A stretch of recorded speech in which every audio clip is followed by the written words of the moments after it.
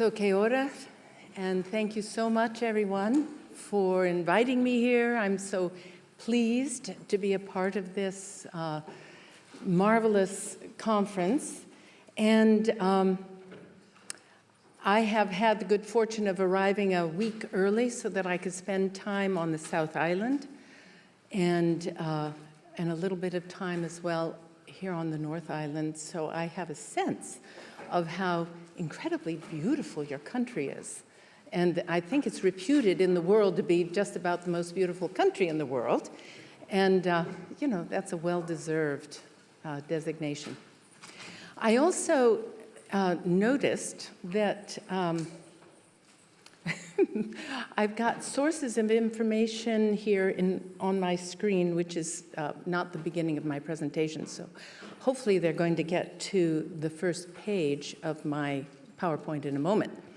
While we're waiting for that to happen, I also have noticed that many of the speakers talk about their origin story, their ancestry. So I thought I'd tell you a little story of my own. And that is that in my family, my last name is Cash, and in my family there has always been a legend that we come from, we're descendants of an Irish horse thief. So I was in Ireland about 15 years ago with my son, and it was cold and I hadn't brought adequate clothing. So one evening I went out and I found a man with a cart who was selling, you know, hats and scarves and things. And so I got him, well, he got me talking. He was very friendly and asked if I was of Irish origin. So I told him this little legend that we have in the family. So what is your last name? My last name is Cash. And he said, oh, that's very interesting because Cash is not an uncommon name, but it is the name of Irish gypsies. And so I'm figuring, yeah, some poor unfortunate Irish gypsy did steal a horse, got caught, and then got transported to the shores of the Americas. And so that probably is our origin. And so in that way, we have a lot in common with the white folk of Australia. Yeah. Yeah. All right, so I need to know how I'm supposed to change slides. What is my device for that? Mm-hmm. That's next. You hold that. Okay. You can press it quite firmly. Okay, thank you so much. All right, so I have been involved in this work of treating internet addiction for over 30 years.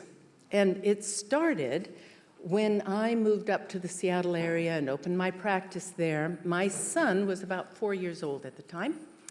And the very first client who came to me with this problem, it was in 1994. And he was addicted to an online video game, one of the early ones, Dungeons and Dragons. And he had lost his job at Microsoft. He was in the process of losing another job, and he was losing his marriage as well. I didn't have a computer. I knew very little about the internet. I was truly ignorant. And he was the first one to open a window into this world. And after him, well, so he was my mentor. He was my teacher. I learned so much from working with him. And after him came people addicted to online porn, people addicted to chat rooms, day trading, all kinds of things. And you know, to me, it was very obvious. What is the common denominator here? It is, guess what? It's the internet. So back then in the 90s, there were very, very few people who were understanding that there could be such a thing as internet addiction. Now, this is not the case in South Korea and China. They were catching on to this ahead of other countries and actually starting to address the problems. But in the rest of the world, it's been a slow uptick in interest.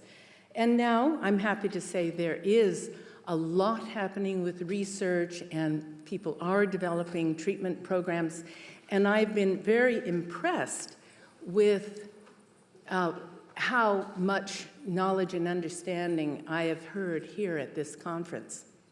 So I find that extremely encouraging. I want to talk about diagnostic definitions, the Restart. I will get to the Restart program, but the various applications that people get addicted to online, at least give you a quick summary of that. The gambling meets gaming, I'm really not going to talk much about that because I find that you already understand all of that really well. The engineering of addiction I want to go over, and developmental impacts, because if there is one thing I want you to take away from my presentation, it is to protect childhood. Protect childhood. It is under threat. And I have worked for all these years in the downstream consequences of unprotected childhoods, okay? So I'll talk about developmental impacts, co-occurring disorders, our treatment at Restart. Oh my goodness, can you hear that? Goodness. I have this on because my watch isn't working and I have to keep track of time. And then we'll get to prevention and so forth. So the scale of the problem if we're just talking about overuse of the internet, so most of the world's population has access to the internet, and the average daily screen time, and we're not talking about work here, folks, is about 6+ hours for adults and more for young people. And the rates vary on the level of internet addiction, but, and it varies so widely because we're not all agreed on what is the right tool to use for diagnosis. Different countries have different experiences and so forth, so there's a wide range. But, and actually I was in India recently, and there they estimate that up to 70% of the population meets criteria for internet addiction. So it's a widespread problem, and I like this quote from the global health researchers that say, screen time has become the defining public health challenge of the 21st century, and I do believe that this is true. So just broadly, internet addiction is not formally recognized outside of China and South Korea as far as I know. But it is an addiction like any other addiction. I really like thinking in terms of a huge umbrella of just addiction. And within that we have chemical addictions and we have behavioral addictions, and within behavioral addictions we have various subcategories of addiction. But internet addiction, if we're just going to talk about that, has, components like every other addiction that affect how people think, their emotional states, their behavior, and their social relationships. How do I move this forward? Help? Here we go. Diagnostic frameworks. So, the only internet-based addiction that has so far been recognized, well, gambling has already been recognized by the World Health Organization, and now so also has gaming disorder. And the reason it's recognized in gambling and gaming is because those are the most researched. There have been years now of research on these issues, and so the weight of that research has led to them saying, okay, we agree, this is an actual disorder. And impaired control, I'm going to talk about this in more detail when I get to the DSM, but here I think you can all understand this because you work with addiction, and these three things apply to pretty much any addiction. Impaired control, increasing priority, given to whatever that behavior is, and then continuation despite harm, right? That applies to all the addictions. I want to go through this in some detail. The DSM-5 is put out by the American Psychiatric Association, and they have proposed, but they have not given full legitimacy yet to this disorder. And they have, in their proposal, they call it internet gaming disorder. I'm on a committee that is going to be coming to them with all the latest research and saying, please, it's time to move it into, give it full legitimacy. But we will be proposing that it be called just gaming disorder, because there are games are designed to be addictive and can be addictive whether or not they're played online. So we want to broaden that out. So it involves preoccupation. We all know what that means, thinking about what you just were doing in a game, anticipating the next time you're going to be on playing a game.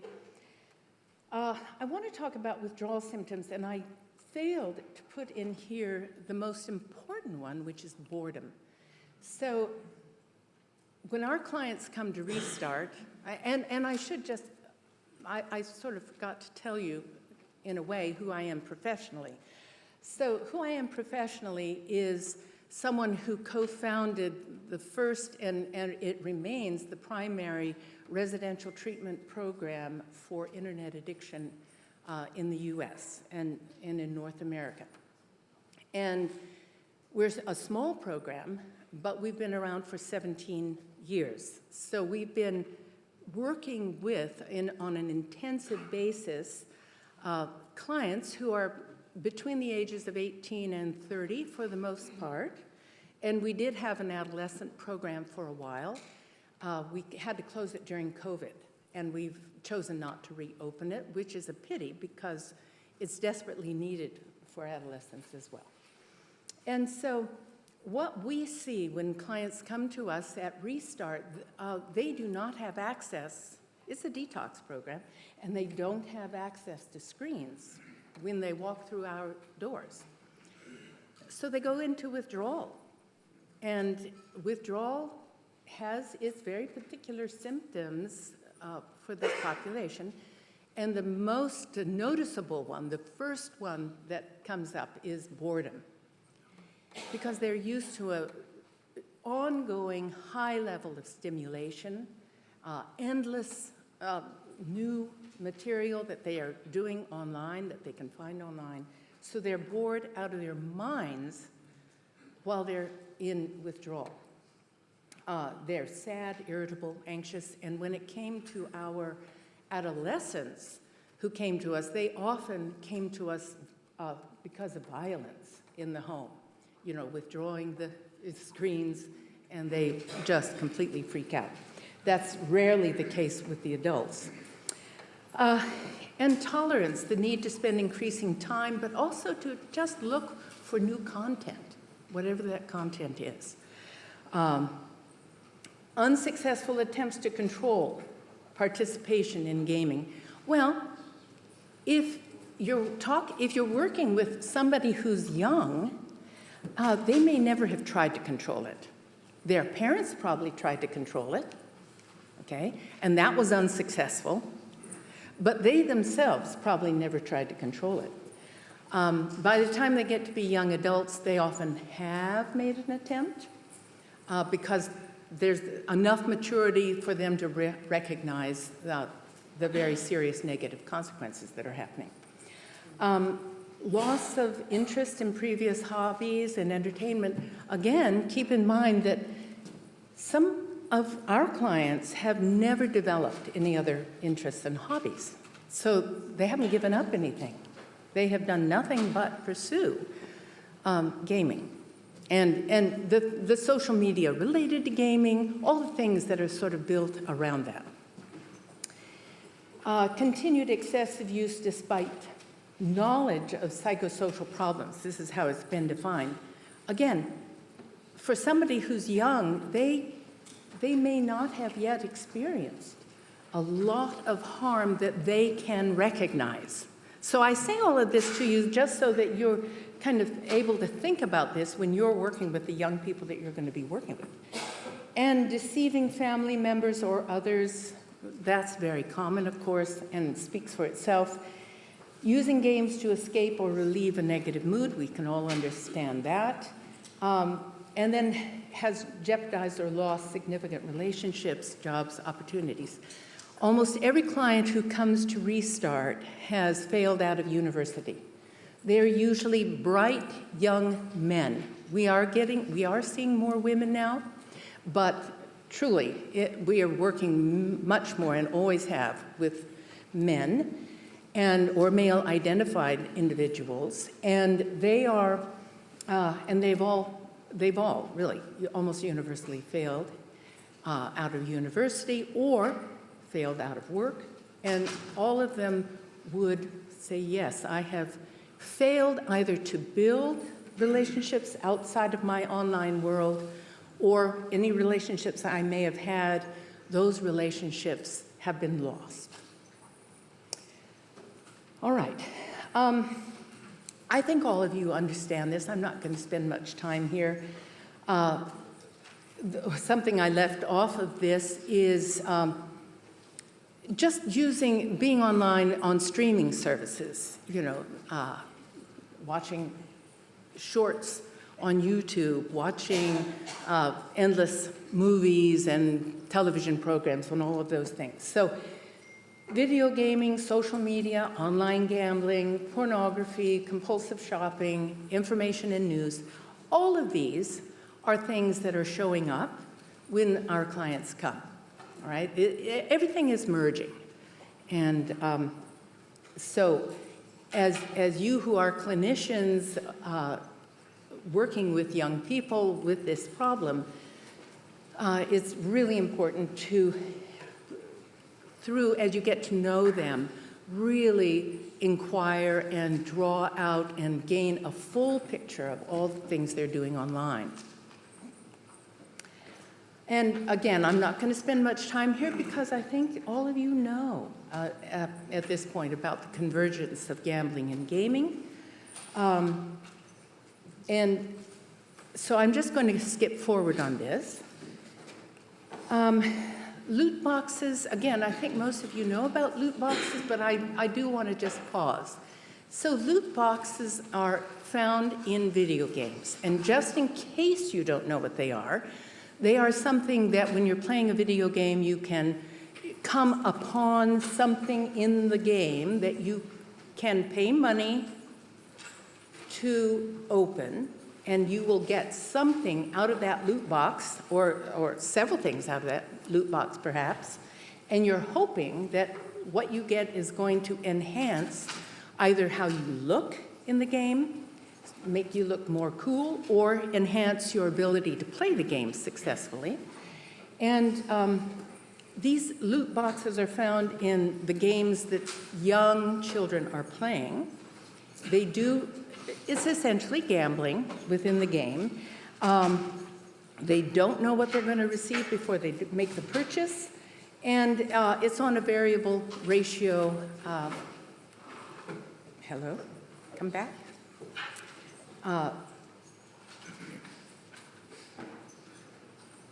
Yeah. It's a variable ratio reinforcement schedule, which is highly addictive. It's what is at work in gambling, so all of you understand it very, very well. And but children are exposed to this. And again, we've been talking about this here at the conference, so people are understanding it. It really is a gambling that children can participate in. In all of the online games, pretty much have loot boxes. And now speaking more generally about the internet, addiction is being carefully engineered. No matter what it is that people are doing online, whether it is shopping, gambling, playing a video game, looking at pornography, any of the things people are doing, social media, they hire psychologists to come in and tell them, advise them in how to design something which will keep people hooked. And there is, and they use a variety of techniques, because what do they want? Not only do they want your money, which you're going to be spending in gaming and a loot box and gambling and all the things you can spend your money on, but they also especially want your attention. And as long as they can hold you there, they have the opportunity to show you more advertising. And that is really the primary way that they're making their money. And so it's called the attention economy, and it is playing out everywhere on the internet. And these are just examples of the designs that have been used to hold people's attention. The infinite scroll. I'm sure you understand the infinite scroll.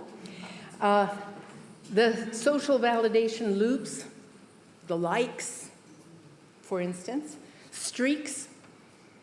I don't do a lot of social media. It was really interesting to do something that was like Duolingo. And oh, Hilarie, every day I notice, Hilarie, don't stop now. You've got a good streak going. Keep it up. All right, people are very susceptible to that. Recommendation algorithms, the removal of friction, right? To make everything online as easy as possible, and of course, notifications. These are just examples of what is designed to keep and hold our attention. And Ayal is someone who's a big guy in Silicon Valley. He wrote a book called Hooked.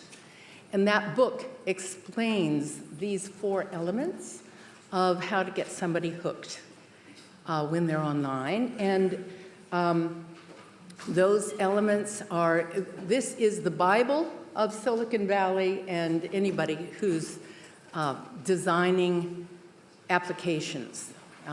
This is what they want to do. There's some trigger, it might be external or internal. The action that is taken. So, with the folks I'm working with, a trigger might be boredom. And the action they take is to open up their game that they're involved in.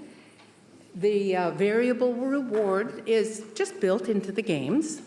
And then the investment, the more time they are spending, the more time they're going to want to spend. They do not want to lose.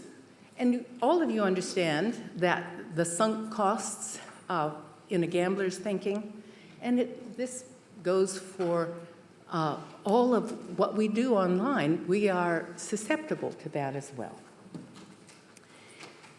I would be neglecting all of you in my presentation if I didn't talk to you at least a little bit about AI. Because AI, we heard yesterday a marvelous presentation about how AI can be used in such a beneficial way to develop a chatbot that will help bring people into services. And so, of course, AI has all kinds of potential benefit. But AI also can be quite nefarious in getting us addicted, gathering our information that can then be used to manipulate us. And I think all of you understand sports betting, so I won't go there particularly. But the chatbots, the companion AI chatbots, I do want to pause here and talk about it with you, because particularly with anyone, just a vulnerable adult, a vulnerable young person, a child. A chatbot is, these chatbots are designed to be friends, to be romantic companions, to be sexual companions. And if you're vulnerable, I'm sure all of you realize this, but chatbots are designed to be very sycophantic, to really say, oh, yes, yes, you're the best. This is marvelous. What a great idea. And so people can get very drawn in by that. It's very alluring. And particularly for someone who doesn't already know how to be successful in relationships. And more of our young people, I think, are at risk for not learning those social skills adequately. And that places them at higher and higher risk for being drawn to the substituting AI chatbots for real relationships. And then AI is now coming out in children's toys. My recommendation is to absolutely avoid that for multiple reasons. They're designed to form ongoing relationships with very young children. And then that is going to take the place of real-world relationships where they can actually learn about real-world relationships, which are complex, and there's a lot to be learned. But if you're getting attached to your toy that is an AI toy that's talking back to you and responding to you, you're not learning the complexity of relationship skills that you need to be learning as a young child. So, to be avoided at all costs in my world. And privacy and data collection, they're just collecting data on that child. And I consider it, I consider it really completely unethical. But it's happening, and it's really, we run the risk of AI toys replacing human relationships. So what are the developmental impacts when people are spending too much time online? These are the clients who come to Restart, all right? I'm describing to you the clients who come to Restart. They have high levels of anxiety and depression. There's good research that shows that there's a very strong positive correlation between the amount of time people spend online and anxiety and depression, okay? So why is that? We are social animals. We are in need of face-to-face social relationships in order to meet our real social needs. There's a wonderful book I recommend to all of you called The General Theory of Love. And this book describes something, it introduced to me the term limbic resonance. Limbic resonance only happens in face-to-face relationships. Doesn't happen with screen-mediated relationships, as far as I can see.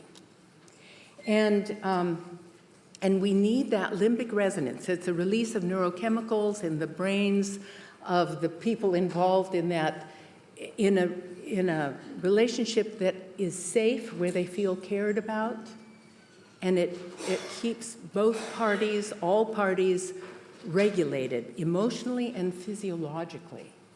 We need limbic resonance and screen-mediated social relationships with which our clients are not getting enough of, right? And it's no wonder that they are depressed and anxious when they come to us, and emotionally very dysregulated because they can't tolerate boredom or frustration, delaying gratification. They don't know how to manage, how to self-soothe. These are things they don't know. They lack in skill. Many of them come in with either attention deficit disorder diagnoses. Actually, the vast majority of them have that. They show traits. If they don't carry the diagnosis, they show traits of autism spectrum disorder. We are always skeptical about the truth of these diagnoses. Because if you have a young person who is isolated, has grown up in front of screens, is not getting enough sleep, not getting good nutrition, not getting exercise, how can they focus? How can they concentrate?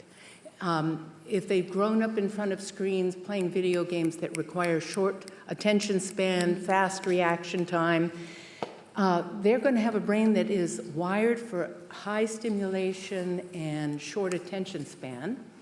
And what does that look like? And if they have grown up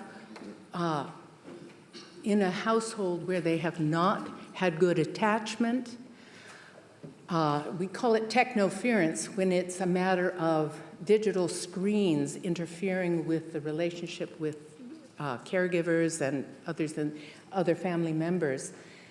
And they're more attached to their screens than they are to people, and they're very obsessive about in their attachment to screens, and they're highly socially anxious. Well, that starts to look like autism. And yet, is it? So we're just skeptical about the truth of those diagnoses.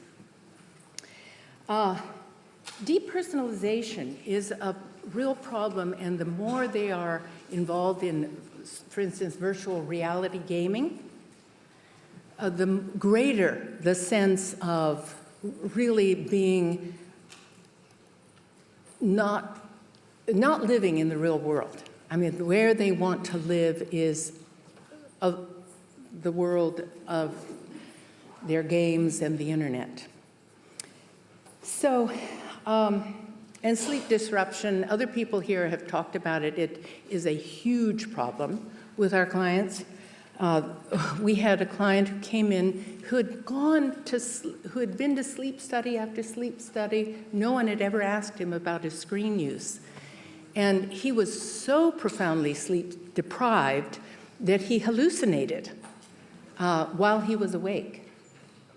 And after 6 weeks of being without screens, one night he pulled his bedding out and he slept for 6 hours. And he was so thrilled. It was the start of him developing normal sleep.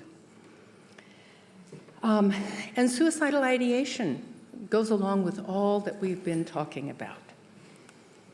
So there are also very serious physical health impacts. The sleep deprivation I've already talked about, but a sedentary lifestyle leads to all sorts of health problems that all of you are well aware of. Eye strain, dry eye, these are problems which are being increasingly notated by the doctors that treat them. And musculoskeletal issues.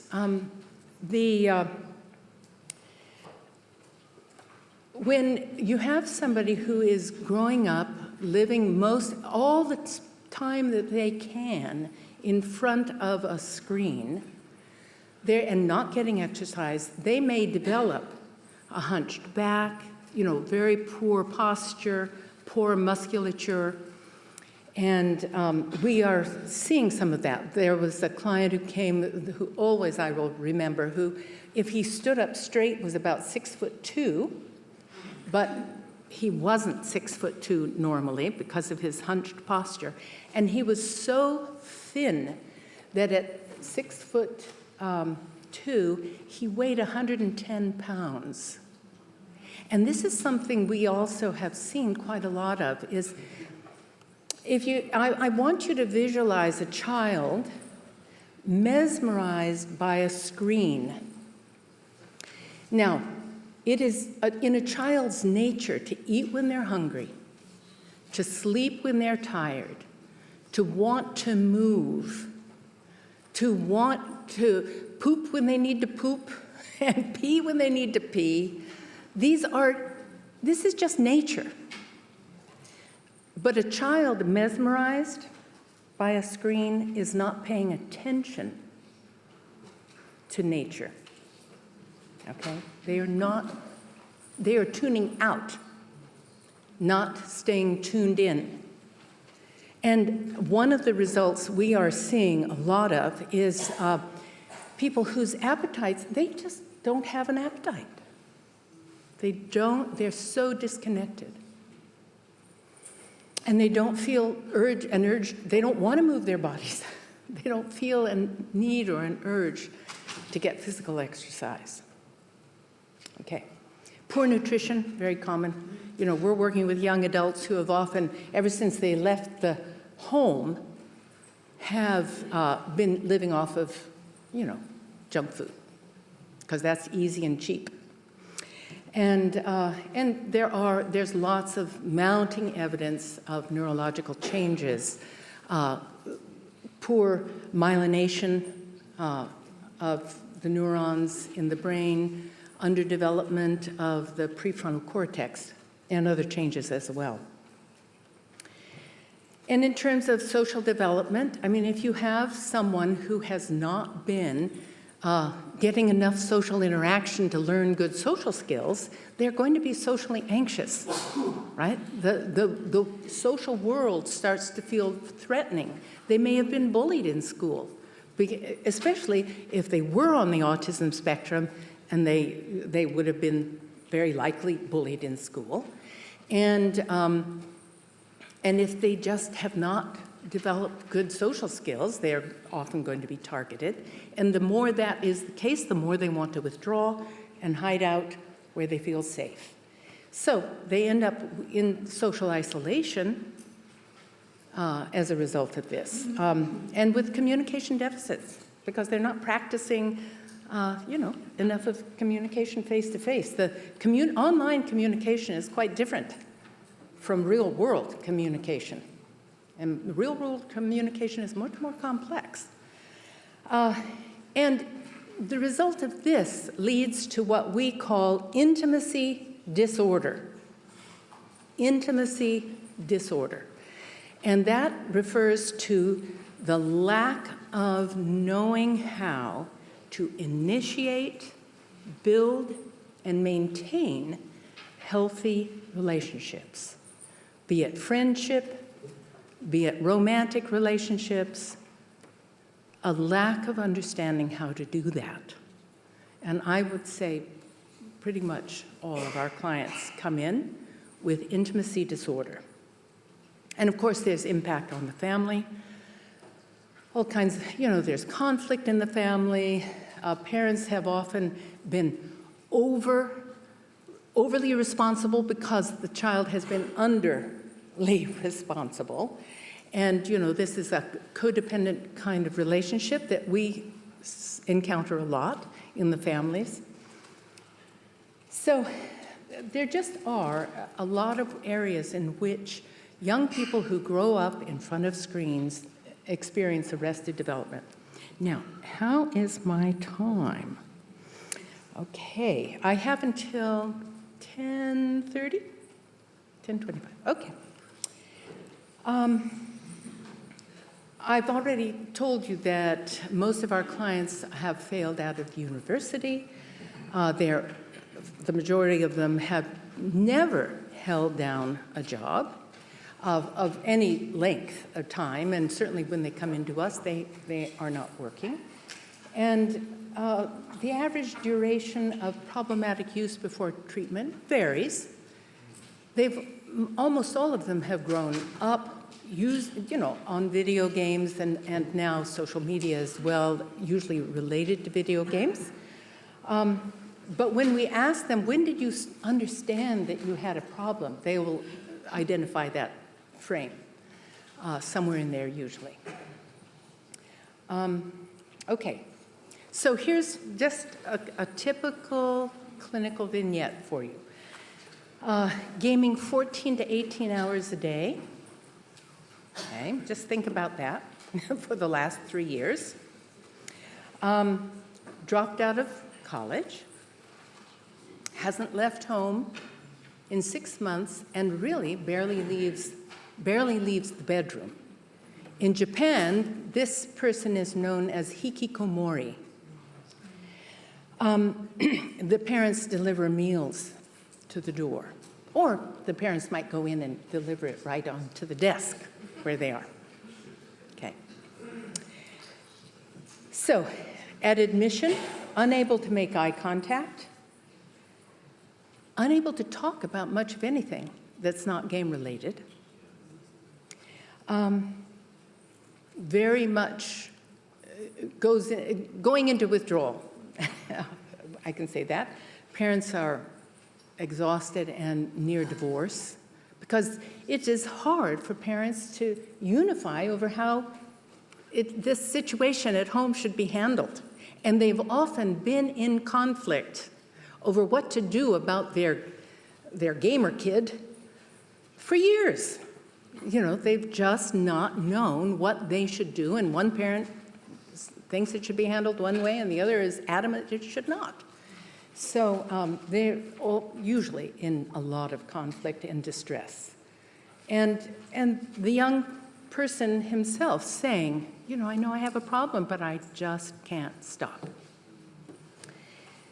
Major depressive disorder,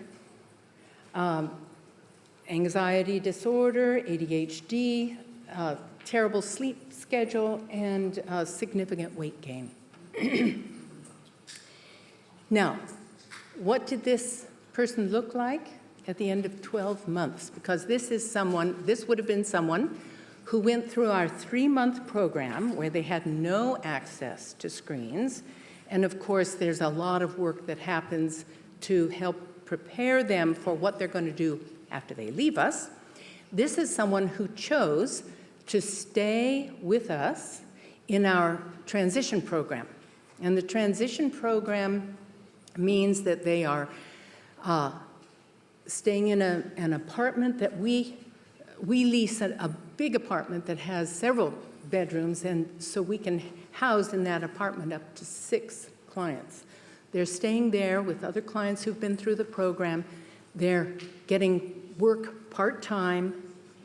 They're coming to the clinic, to the space where we're in intensive and continuing to do work there, but now on a more part-time basis. So this young person is working part-time and enrolled at community college. We want them to go first to an easier school and just take 1 class so that they can start to rebuild some confidence in themselves, in their ability to be successful academically, but also so they can experience the very triggering environment of a university campus, where everyone is on their smartphone, where if they start making friends, they're going to be invited to come play a game with us, play a video game with us. It's a triggering environment. They have to develop the ability to navigate that. And they are, when they are in our transition program, they come initially to our space to use computers in our computer lab that we are monitoring and holding them accountable to the agreements they've made about their use. And we give them initially a dumb phone. We use the GAB phone. It does not have internet access. And then over time, depending on how successful they are, how committed they are to their recovery, there will come a point where actually some of them say, I don't ever want my smartphone back. I know I'm too vulnerable. I don't want it. Others of them say, yeah, I want my smartphone back. Can I have it now? And if they're doing well, we'll say, okay, it's an experiment, and to just see if they can handle it. And this young person says, gaming is something I wish I could do, but I can't. So what are the co-occurring disorders? I've been talking a bit about them: ADHD, depression, anxiety, autism spectrum. OCD is a commonly occurring thing, and substance use disorders. The substance use disorders, it's usually marijuana, and that's often used both to enhance the gaming experience, but also to relax them, so that try to get some sleep. There's often abuse of Adderall or other stimulant medication, sometimes psychedelic medication. And as I say, we're always a bit skeptical about what's the origin of this co-occurring disorder that we're seeing. Because I will tell you that 90%, I would say, of the clients, 100% of the clients come in depressed, and I would say 90% of them, that depression has lifted after a month. Okay, but for someone who really does have ADHD, they're very vulnerable. The way the internet works, the way video gaming works, it is a stimulant, and they are good at it. They are really good at the scan and react short attention span that so many video games require. They love it. Okay, so they're very vulnerable to that. And if they are on the autism spectrum, again, the world itself is a threatening place. It's scary. They don't know well how to navigate it. It feels so much safer to be online. So our treatment, I've been talking about it. I don't think I need to really go over this again. This is what we do. We do an intake interview, of course, and we evaluate them for whatever it is they're presenting, whatever co-occurring disorders they may have at presentation. We do a family assessment.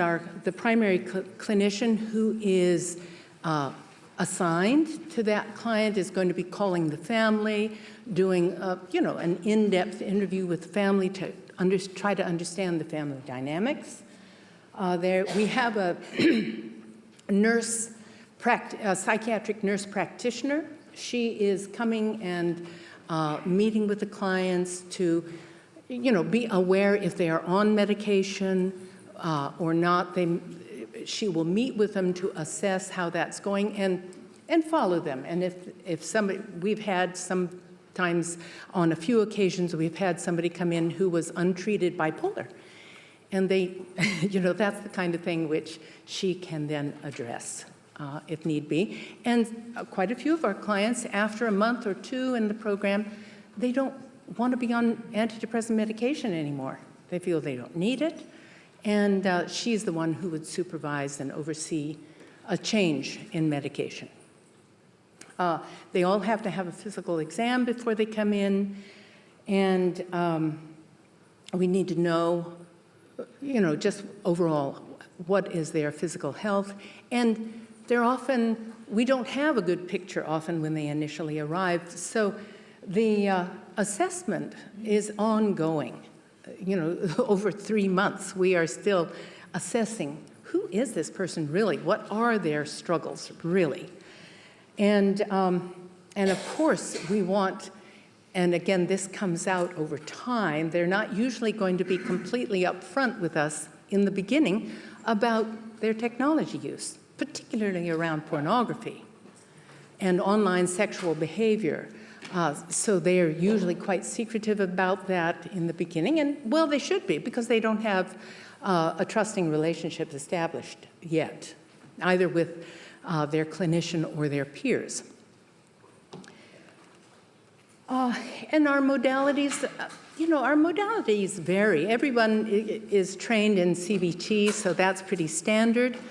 Most people now that we hire as clinicians are trained in motivational interviewing and acceptance and commitment therapy.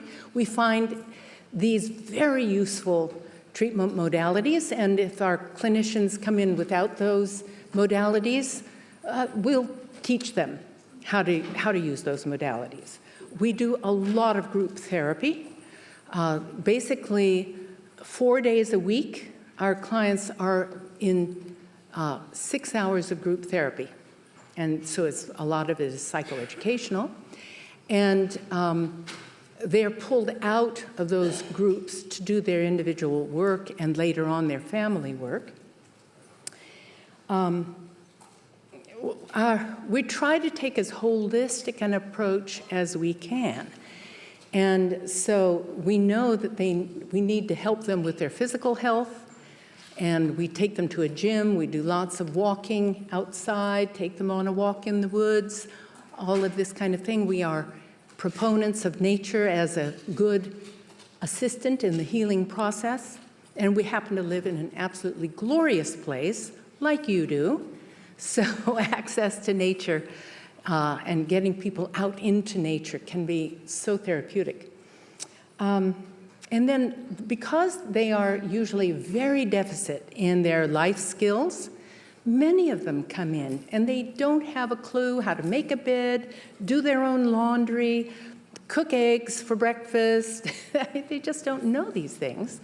And so we try to teach them life skills. Because our goal is that when they leave us, they're going to have enough good habits and skills that they'll be able to function as, healthy young adults, or at least be launched on that path, if not all the way there.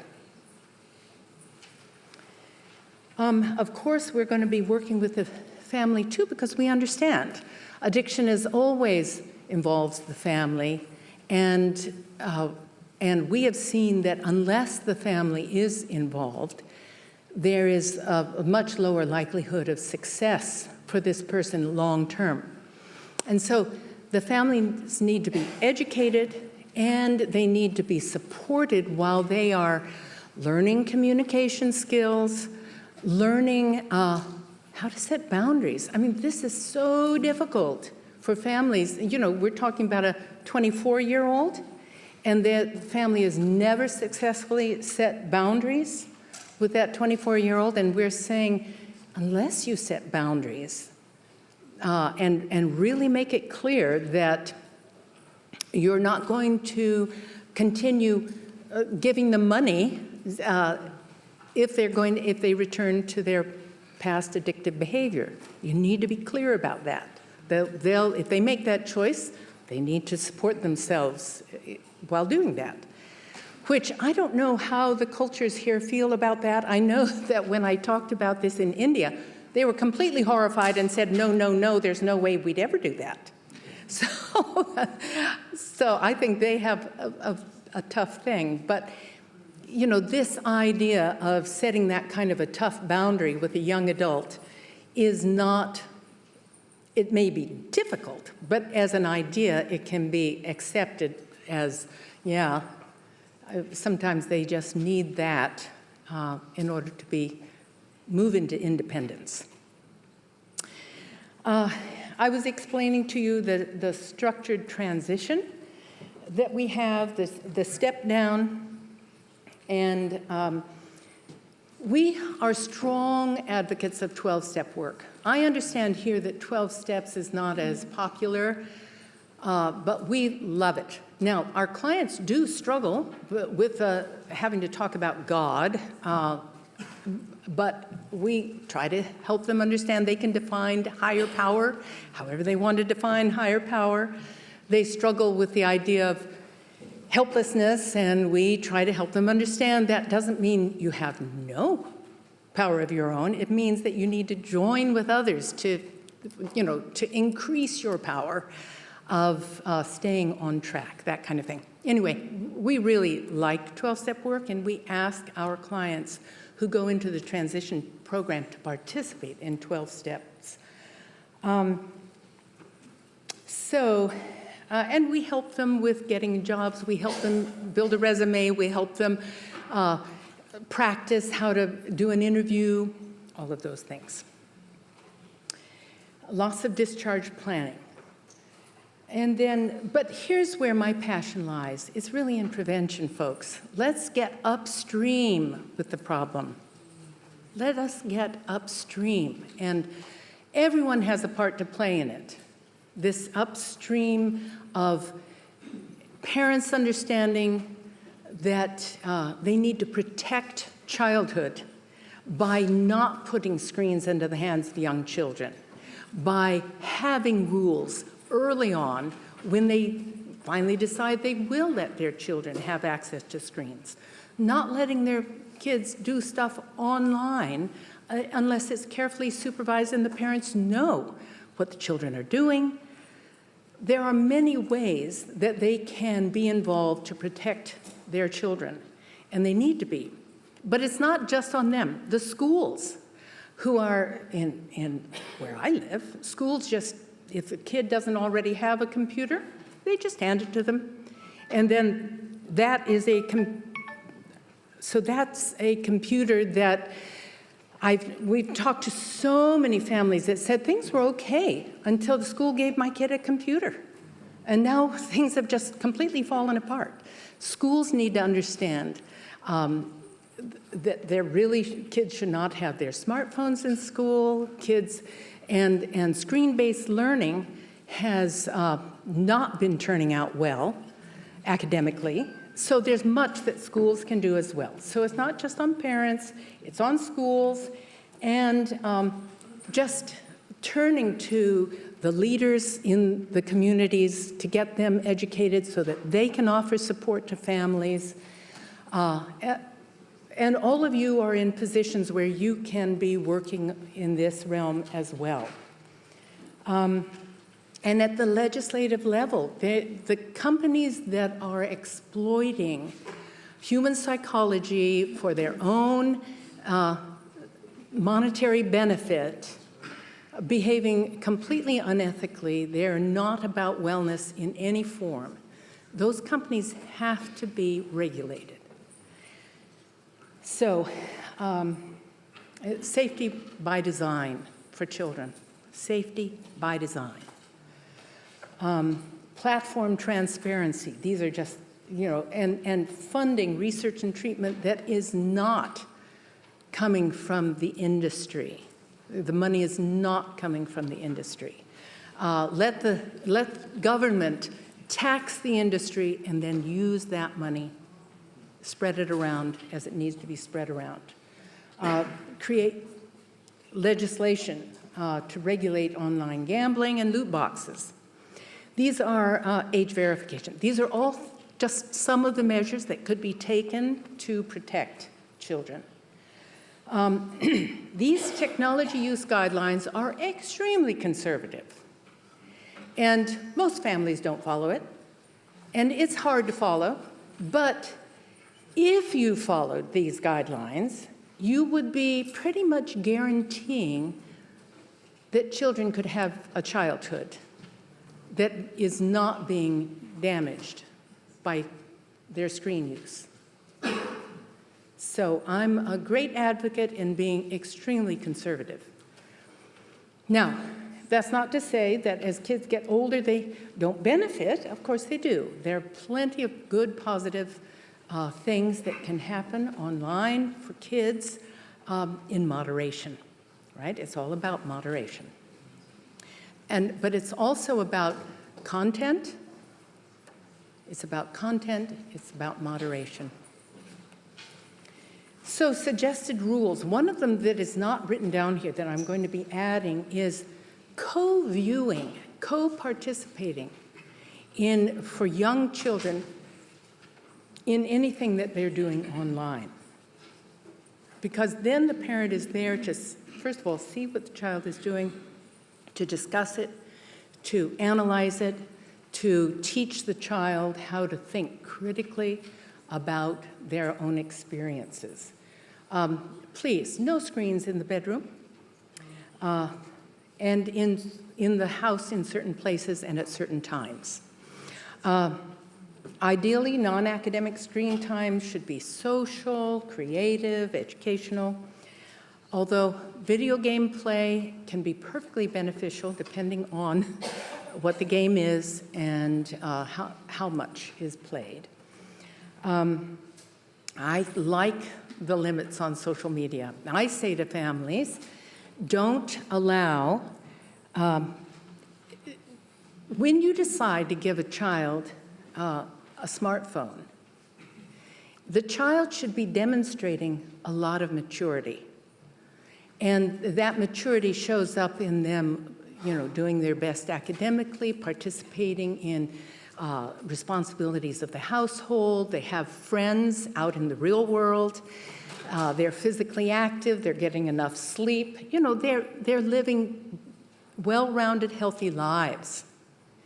And if they are, it's fine. Let them have a try at a smartphone.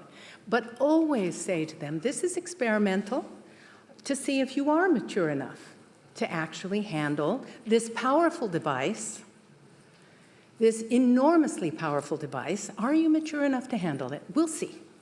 You know, and then you give it to the kid and with rules, and you see if they follow the rules, you see if the other good, healthy things they're doing start crumbling, or do they stay intact? Okay? If they start crumbling, then the child doesn't have enough maturity to handle it. Okay? So, and you probably know about unitasking versus multitasking. There's lots of research that shows that the tasks we undertake, if we do it without distraction, without, you know, because tasking is actually shifting attention, and there's a lot, the quality of the work you do actually degrades, although people think they're being brilliant. But in reality, it's much better to do unitasking. The eyes need breaks. The brain needs breaks, at least every half hour. And of course, parents have to model. If they're going to be asking their kids to have, you know, show restraint and have these kind of limitations on use, parents have to be willing to do the same. And this is often where, you know, the problem lies. And I recommend family meetings to review how things are going. It helps to take breaks from screens, like 1 day a week, 2 days a month, a week, a year, and if there is a serious problem, a month at least away from all screens, so that the brain can reset. And so promoting protective factors, I just want you to look on the right-hand side. Children need responsive relationships. That's what they need. Children need play and physical activity. That's what they need. Children need time outdoors and in nature. We are animals built for that. And if we don't get it, we suffer. They need media literacy. So if parents don't have that, if schools aren't providing it, you need to figure that out. Because children need to learn how to be critical thinkers about media consumption. And, you know, families need support, they need community, they need education and tools. So these are some resources. There are many excellent, excellent resources out in the world. And actually, on the South Island, there is a marvelous woman. I didn't get her in on this, but if anybody wants her number, I'll give it to you. Her name is Miriam McCabe. She and I work together in an organization called Gaining, and we're a subgroup of the World Association for Infant Mental Health. Miriam knows a lot and is very passionate about infant mental health, and she's a really good resource. I'd be happy to give you her contact information if anybody's interested. So the key takeaways, the diagnostic frameworks are here, so use them, even if it's just around gaming disorder. Use them anyway for any of the online disorders. The problem is much bigger than gaming, of course. Addiction is engineered. Young people are the most vulnerable.